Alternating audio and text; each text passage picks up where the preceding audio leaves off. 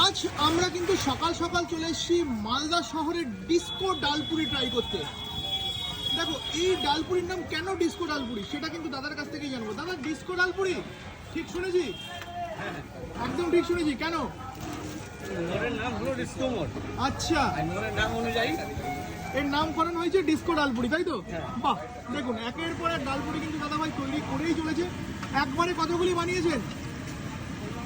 এক কড়াইতে হাইস্ট কতগুলি ভেজেছেন? 40 পিস ভেজেছে। দেখুন এখানে যেমন ডালপুরি ভাজা হচ্ছে, এই দাদার কাজ হচ্ছে ডালের পুর করা। কি কি ডালের পুর একবার যদি বলেন আরেকবার।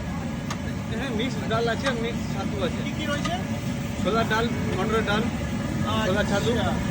আর মানুষজন কিন্তু এখানকার ডালপুরি বেশ পছন্দ করে, যেটা কিন্তু আমি এসে বুঝলাম, কারণ দাদা ডালপুরি ভাজছে তার আগেই কিন্তু শেষ হয়ে যাচ্ছে। এই দাদার কাজ হচ্ছে শুধুমাত্র তরকারি দিয়ে ডালপুরিগুলো সার্ভ করা। দেখো